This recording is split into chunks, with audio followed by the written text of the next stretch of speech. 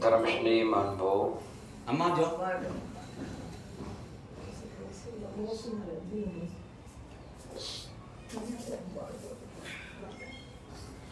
ये संसार बने बने का साथी है। किसका? बिगड़े का कोई साथी नहीं है। ये बात हमारे लिए पुण्य के उदय में समझ में नहीं आती। कब नहीं आती? पुण्य के उदय में समझ में नहीं आती। जब भी पाप का उदय आता है तभी समझ में आती है। एक दामान जो अरबपति परिवार में ब्याह हुआ था, व्यक्ति अरबपति परिवार का दामाद था और अरबपति परिवार का दामाद होने के कारण बहुत पूंजीपति था, संपन्न था। लेकिन ध्यान रखिएगा, किसी की कोई भी दिन सदा एक से नहीं रहती। कभी गरीबी आती है तो कभी अमीरी आती है। कभी बड़े बड़े व्यक्तियों के जीवन में ऐसे ऐसे संकट आते हैं प्राण लेवा कि वह व्यक्ति तड़प जाता है। तो कभी गरीब व्यक्ति के जीवन में भी ऐसी हरियाली आती है कि उस हरियाली के पीछे अरबपति व्यक्ति लालायित हो जाता है। ये सुख दुख जो है पुण्य पाप के चेहरे हैं, वस्तु वो व्यक्ति के नहीं। धर्मश्री महानुभाव उस दामाद के जीवन में पूर्व पराजित पाप के उदय से ऐसी प्रतिकूलता आई, घाटे पे घाटे, बीमारी पर बीमारी, चोरियों पर चोरियां। इन परिस्थितियों ने उसको अरबपति से खाकपति बना दिया। ऐसे कई परिवार आपको देखने मिले होंगे जो करोड़ों पर खेलते थे, आज रोड पर घूमते हैं 10-20 हजार की नौकरी के लिए। होंगे कई, आपकी निगाहों में भी होंगी वर्तमान में। इस समय परिवर्तित होता रहता है। दिन आता है तो कभी रात आता है, रात होती है तो दिन भी आता है, कभी धूप होती है तो कभी छाँव होती है। ये संसार परिवर्तनशील है। संसार की कोई भी दशा स्थायी किसी की नहीं होती। न जवानी हमेशा होती है, न वृद्धावस्था हमेशा होती है, न बाल अवस्था भी हमेशा होती है। परिवर्तन होता रहता है। लेकिन परिवर्तनशील संसार के साथ में हम अपने आप को जब स्थायी मान लेते हैं, क्या परिवर्तनशील संसार के साथ में जब हम अपने आप को स्थायी मान लेते हैं, वही दुख का कारण बन जाता है। गरीबी आ गई तो ध्यान रखो, जो अमीरी नहीं रही तो गरीबी नहीं रहेगी। तो दुख की खाई में गिरना, दीनता की खाई में गिरना अच्छा नहीं है। धैर्य धारण करो, कल वो भी आ जाएगा।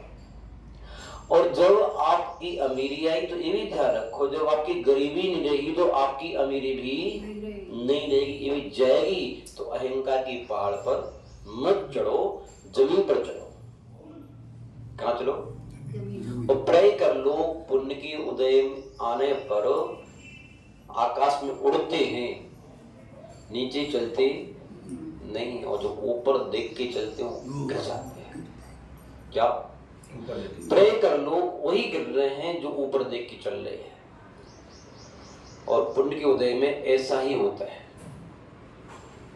पुण्य के उदय में प्राणी नीचे वालों को देखता नहीं है और अपने आप को किसी से कम समझता नहीं। और ये उसकी मना स्थिति उसको धर्म ध्यान से दूर कर देती है, धर्मात्मा से दूर कर देती है, नियम संयम से दूर कर देती है। और अपने पुण्य के उदय को स्थायी मान करके मनमाना जीवन जीना प्रारंभ कर देता है। और फिर अनचाहे दृश्य से देखने मिलते हैं। महान बाबू जो दामाद था, दामाद के जीवन में पाप का उदय आया।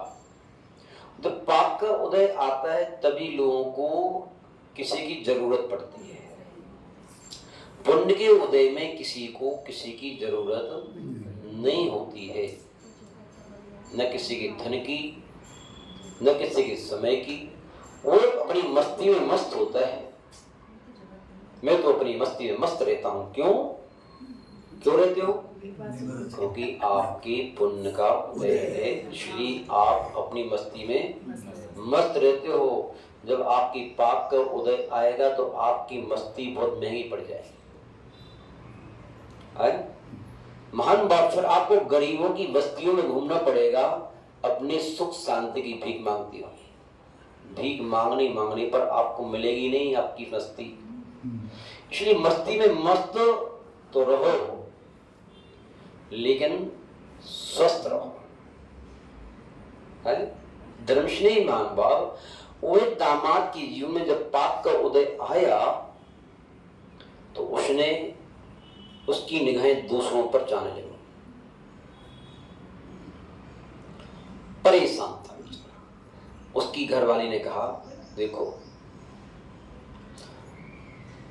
आपके ससुर साहब, आपके साले साहब कितने संपन्न हैं, हर प्रकार की अनुकूलताएं हैं, सबका सहयोग भी करते हैं। अच्छा है, ये संबंध कब काम में आएंगे? आप जाओ उनके पास, सहयोग की भावना से जरूर आपका वो सहयोग करेंगे। लेकिन ध्यान रखना, ये संसार बड़ा विचित्र है। संसार जब आपके पाप का उदय आया है तभी तो गरीबी आई है। उसके पास जाने से क्या पुण्य का उदय आ जाएगा? नहीं आएगा ना। तो ध्यान रखो, अपने पाप के उदय को प्रयास किया करो, स्वयं अकेले भोगा करो। अन्यथा क्या होगा? पाप का उदय तो आपका है, वो किसी के यहां जाकर के आप अपने मित्र को और खो देंगे। जिसकी आपके प्रति सद्भावनाएं थी, आपका प्रति मैत्री भाव था, उदय है पाप का आपका, आप जाओगे उसके पास, आपके पाप के प्रभाव से उसकी भी अनुकूलता नहीं बन पाएगी आपको सहयोग देने की है। और हमारा अज्ञान इस बात को स्वीकार कर लेगा कि ये मित्र नहीं है, ये छलिया है, धोखेबाज है। देखो, आज मेरे पाप को उदय आया, वैसे तो ये बार बार आता था, कोई काम बताओ, कोई काम बताओ, कोई काम बताओ, कोई काम बताओ। जब पुण्य का उदय था, कोई काम नहीं था, उसमें काम मांगता था। आज काम की बारी आई तो मेरे पास टाइम नहीं है। तो क्या होगा? अज्ञानता के कारण हम अपने उस मित्र को, जो मेरा असली मित्र था, उसे भी हम छलिया मान करके ठुकरा देते। पाप को तो नहीं, और परिणामों को संश्लेषित करके हम जो है अपने मित्र का संबंध था, जो मित्र पैसों में बाजार में मिलता नहीं है, वो मित्र भी आपके हाथ से चला जाएगा। इसलिए प्रत्येक आत्मा को अपने जीवन में अपने पाप के फल को स्वयं भोगना चाहिए।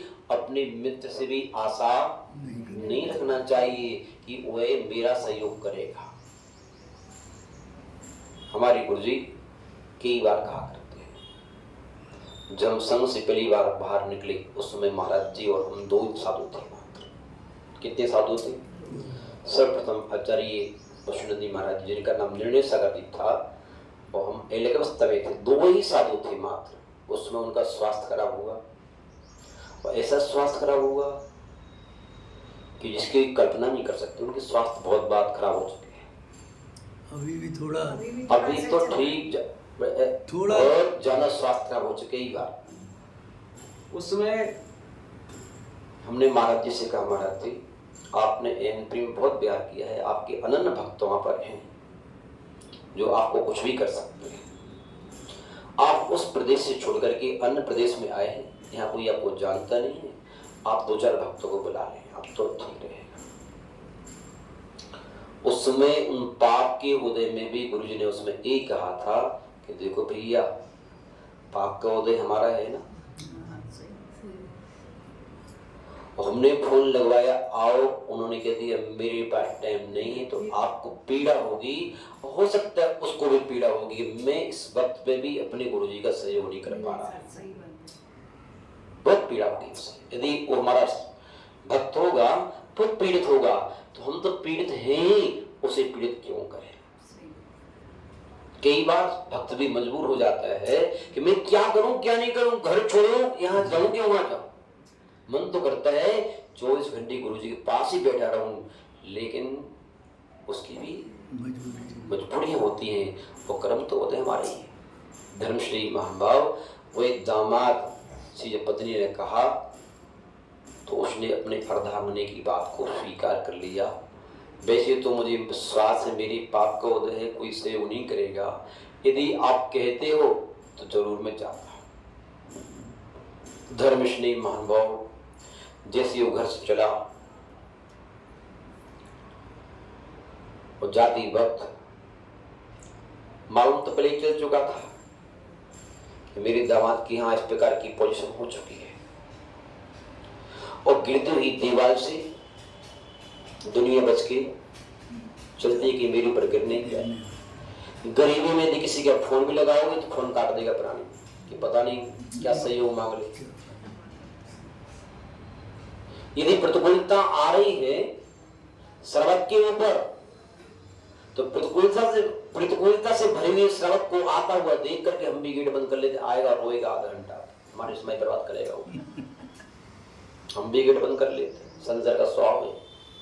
और हमारे ऊपर प्रतिकूलता आती तो हम भी जब श्रवक को बुलाते तो वो भी गेट बंद कर लेता है कि महाराज जी कुछ काम की कहेगी, कैसा करो, सहयोग करो। ये गलती ना उसकी ना गलती हमारी, संसार का स्वभाव है। क्या है? स्वभाव है। तो संसार के स्वभाव से परिचित है उन्हें बुरा नहीं लगता, लेकिन जो संसार के स्वभाव से परिचित नहीं है वो बहुत दुखी हो जाते हैं, बहुत परेशान हो जाते हैं कि ऐसा क्यों हुआ मेरे साथ। धर्मश्री महानुभाव, ये व्यक्ति जो था ये संसार के स्वभाव से परिचित था, पत्नी के कहने में वो गया, और जैसे ही गया जो सारस, जो साले, जो संधि क्या करते थे, दामाद के आने की सूचना से पहले ही पूरे गांव में बलौआ कर देते थे मेरे दामाद आ रहे हैं। आज उनको आते हुए देख करके देखते ही देखते गेट बंद कर लिया, देख लिया इसने, और ऐसा गेट बंद किया जैसे परवाह में कोई हो ही ना। कुंडी बजाई, घंटी बजाई, सब बजाई, किसी ने गेट नहीं खोले। आखिरकार दामाद साहब को वहां से लौट के ही आना पड़ा। लौट के आ रहे थे, आते आते 10-11 बजे होंगे, किसी उद्यान में मुनि महाराज के आहार होने वाले थे। वहां पर प्रवास चल रहा था मुनिराज का। उसी दिन रात्रि में मुनिराज का आगमन हुआ था। धर्मात्मा तो था ही वो, और धर्मात्मा के जीवन में भी पाप का उदय आ सकते हैं, कोई बड़ी बात नहीं। बात यह है कि धर्मात्मा है यदि, तो पाप के उदय में भी अपना धर्म न छोड़े, तो उसके जीवन में रात्रि से, पाप की रात्रि से भी पुण्य का प्रकाश भी होता है। जब पाप का उदय आने पर धर्म छोड़ देता है, धर्मात्मा छोड़ देता है, तो फिर पाप की काली रात्रि उसे घेर लेती है। महान भाव हुआ क्या, पाप का उदय भले ही आया लेकिन उसने धर्म नहीं छोड़ा अंतर आत्मा से। महान भाव रास्ते में गया, मुनिराज को देखा तो देख करके उसकी आंखों से अश्रुधारा बहे। वो मन में विचार आया, यह एक दिन वो था मैं साधु सन्यासी को अपने दम पर लाता था, विहार कराता था, आहार कराता था, चातमास कराता था, दान पुण्य करता था, लेकिन मेरे पास आज साधु को उनकी अंजलि में देने के लिए कुछ नहीं। विचित्र ये संदर्भ दशा सही है, परिवर्तनशील है, लेकिन कोई बात नहीं, वस्तु ही तो नहीं है, परिणाम तो मेरे पास है, परिणाम की निरंतर तो मेरे पास है, बुद्धि तो मेरे पास है। जिस व्यक्ति ने चौका लगाया था, जोड़ लिए हाथ उस व्यक्ति की, पैर छू लिए पैर उस व्यक्ति की, कह दिया आप बड़ी पुण्यात्मा जीव हैं, मैं आपके चौके में जो सामग्री बनाई जा रही है उसमें हाथ बढ़ाना चाहता हूं मात्र, क्या और मुझे कुछ नहीं चाहिए। इतने के बाद दृष्टि कर दो, मैं आपके चौके में बनती सामग्री में आपका सहयोग कर दूं, आपका जो भोजन बन रहा है, सब्जी बन रही है, जूस निकल रहा है, पानी भरना है, जो भी करना है, झाड़ा बुहारी करना है, जो भी करना है, अब मेरे लिए एक काम बताओ और मैं उस काम को करके अपने जीवन को धन्य मानूंगा। महान भाव उस व्यक्ति ने बड़े लगन के साथ में, तल्लीनता के साथ में अपने जीवन का सौभाग्य मान करके, क्या मान करके, ध्यान रखना, अपन बहुत सारे काम करते हैं धर्म के, लेकिन बस अपना सौभाग्य मान के नहीं कर पाते हैं, ऐसा मान के करते हैं। चाहे बोलिए लें, चाहे पैसा दें, चाहे जो करें, एक भी कृत्य करो अपना सौभाग्य मान के करो। इस पंचम काल में भी मुझे दिगंबर साधुओं के पास आने का मौका मिल रहा है, इनकी सेवा करने का मौका मिल रहा है, दान करने का भाव मेरा जिंदा है, विद्या की प्रभु का सानिध्य मिल रहा है, धर्मात्मा की संगति मिल रही है। एक समय वो आने वाला है, आपको धर्मात्मा देखने मिलेंगे नहीं। इस साधु को तरसोगे आप, आज से 100-150 वर्ष का इतिहास देखोगे तो साधु देखने मिलते नहीं थे। पंडित दौलतराम जी एक कहते चले गए, ते गुरु मेरे ऊपर बसा, उन्हें देखने नहीं मिले। कैसे होते होंगे वो साधु? आज का सौभाग्य और आगे आने वाला कर ऐसा ही आने वाला है कि साधु की आहारचर्या कैसी होती थी, हाथ में आहार कैसे होते थे। कभी कभार बहुत बहुत दूरी पर एकाध साधु, एकाध दुख का साधु मिलेगी, सब साधु एक एक करके उस समय आने वाला है। तो दिख रहा है सब आपके परिवार में, एक बेटा एक बेटी पैदा हो रहे हैं, सब विदेश चले जा रहे हैं, उनका आहार कराने वाला, उनकी ब्याह कराने वाला, उनकी वैवृत्ति करने वाला, उनकी परिचर्या कराने वाला, जब कोई बचेगा ही नहीं तो साधु कहाँ मिलेंगे? पर जब वृक्ष में पानी देने वाला नहीं मिलेगा तो वृक्ष अपने आप सूख जाएंगे। एक साधु नहीं है, एक कल्प वृक्ष है। क्या है? जो आपके जीवन की समूची कल्पनाओं का समाधान करने वाले हैं, आपकी समस्याओं का समाधान करने वाले हैं। लेकिन इन कल्प वृक्षों पर हमारी निगाहें अभी पानी भी देते तो एहसान पूर्वक, कैसा? लेकिन एहसान पूर्वक नहीं, इनकी सेवाएं अपन लोग सौभाग्य पूर्वक ग्रहण करें। धर्मश्री महानुभाव उसे सौभाग्य से भरकर के मुनिराज की आहारचर्या में अपनी सेवाएं दी और सेवाओं के फलस्वरूप आहारचर्या जब पूरी हो गई तो आहारचर्या पूरी हो जाने के बाद में जो महाराज जी का धर्मोपदेश हुआ, पहले धर्मोपदेश जैसे वर्तमान में होते हैं ऐसे नहीं होते थे। पांडल लगा करके आहारचर्या हुई, स्टूल पर महाराज जी को स्थान दे दिया। महाराज जी ने बड़ी सहजता में कह दिया, भैया ये मनुष्य प्रेय बहुत मुश्किल में मिली है, बहुत दुर्लभ है, और इस मनुष्य प्रेय को पा करके आप रात्रि भोजन नहीं किया करो, आलू प्याज नहीं खाया करो, किसी की हिंसा नहीं किया करो, शराब नहीं पिया करो, आदि आदि कहते थे और लोग मान जाते थे। पहले ऐसा नहीं होता था। तो पहले महाराज उस समय महाराज ने उपदेश किया। उपदेश के उपरांत जो चौके वाले था वह भी बड़ा भद्र परिणामी था, महान भाव। जो अच्छे लोगों को अच्छाई दिखती है, बुराई नहीं दिखती, और बुरे लोगों को बुराई दिखती है, अच्छाई नहीं दिखती है। ध्यान रखो, जिसको बुराई दिख रही है समझ लो वो तो पक्का बुरा है, उसकी गारंटी है। जो बुरा बोल रहा है वो पक्का बुरा है, बुरा कह रहा है वो पक्का बुरा है, वो अच्छा कभी नहीं हो सकता। और उस चौके वाले ने क्या किया? मुनराज से हाथ जोड़ के निवेदन किया, महाराज जी आपके आशीर्वाद से आपका ये प्रगान करने का मेरे अवसर प्राप्त हुआ, मैं बड़ा परम सौभाग्यशाली में धन्य हो गया, आपको आज आगरा करके मेरा जीवन धन्य हो गया। और महाराज साहब ये महाशय जी आए, इनकी सरलता, सहजता, उदारता और धार्मिकता को देख करके तो हम गदगद हैं। क्या हो गया पता नहीं, हम जानते नहीं कहां से आए, लेकिन अर्थाभाव होने के बाद भी इनके परिणाम इतने बड़े चढ़े हैं कि जैसे परिणाम इनके हैं ऐसा परिणाम यदि हमारा हो जाए तो हमारा तो मुक्ति हो जाए। क्या हो गया? उनका सारा बर्ताव महाराज जी को क्या सुनाया। वही सत्य बात है, जब प्राणी के अंदर आत्मा में धर्म दिखता है, पाया जाता है, अनुभव में आता है, उसके प्रति महाराज जी की कृपा दृष्टि अपने आप ऑटोमेटिक बरसने लगती है। कि निस्वार्थ भाव से की हुई सेवा जब होती है तो महाराज श्री उसके बारे में उसके लिए कल्पवृक्ष बन जाते हैं और स्वयं होता है, अपने करते नहीं कुछ भी। धर्मश्री महानुभाव उसकी धार्मिकता देख करके महाराज जी ने जैसे उसने नमस्ते किया, आशीर्वाद दिया, तो महाराज ने आशीर्वाद दिया और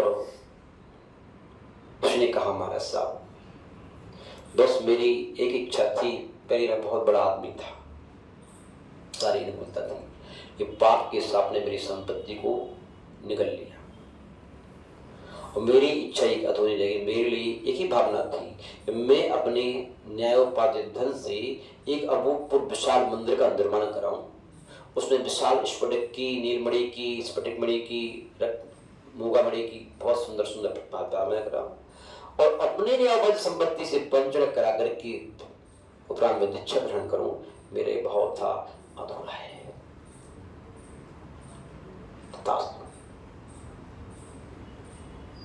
ऐसा करो, इस बगीचे में बड़ वृक्ष के पीछे एक बेरी का वृक्ष है, बड़े है, आप उस बेरी के वृक्ष को जाओ, उसको हिलाओ, जितने बेर गिरे सारे बेर अपने उसमें भर के ले जाओ, घर पर ले जाओ।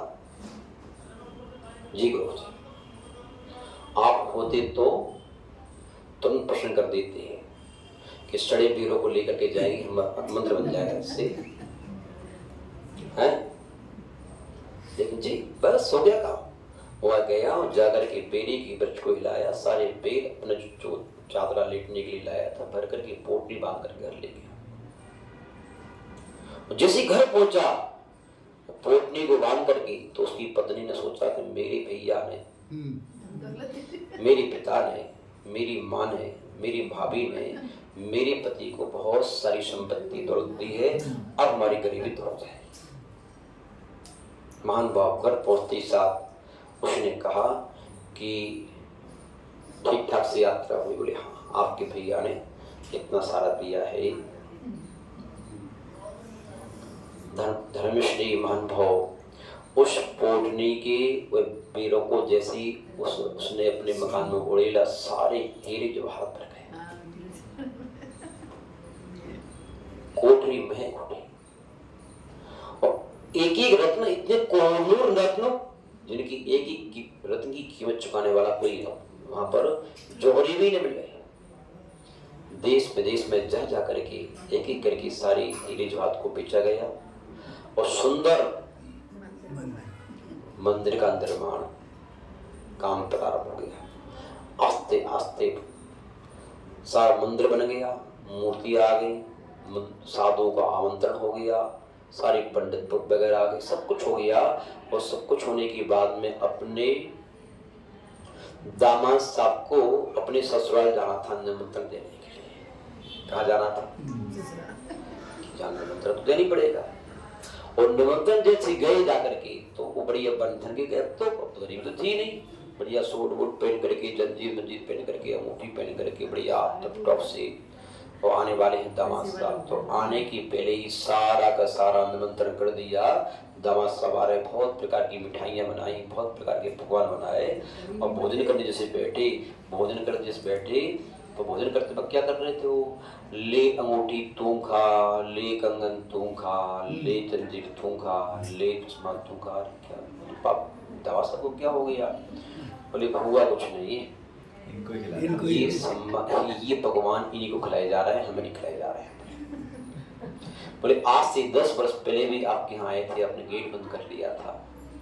महान भाव उनकी आंख खुल गई कि वाकई में सत्य संसार की यही दशा है। ये दशा उसकी नहीं, ये दशा इस संसार की है।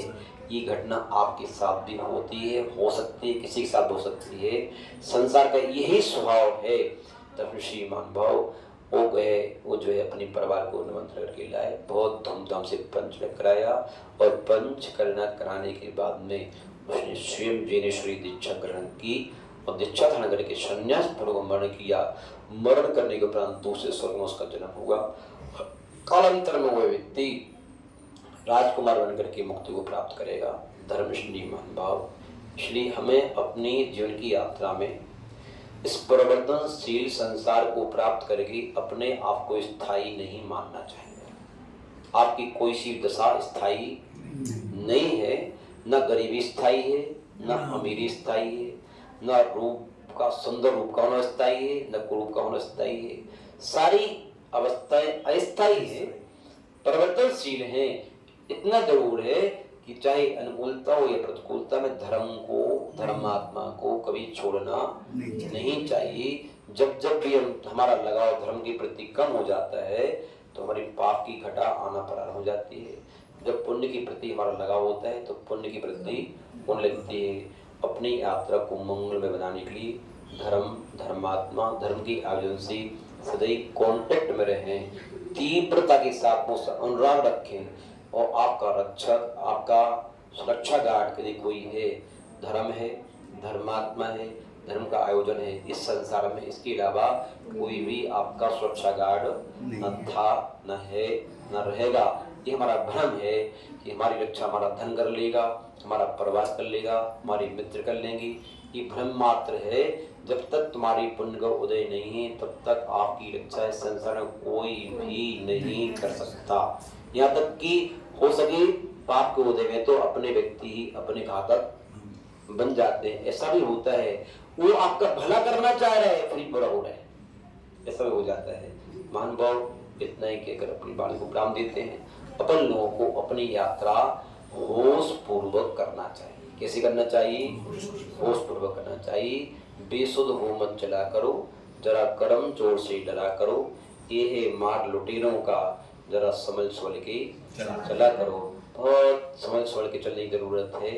निरंतर तत्व ज्ञान की पहली निगाह अपने तीनों युगों पर लगा के रखना है कि मेरा मन उन्मार्गी तो नहीं हो रहा है, मेरा तन उन्मार्गी तो नहीं हो रहा है, मेरी वाणी उन्मार्गी तो नहीं हो रही है, क्योंकि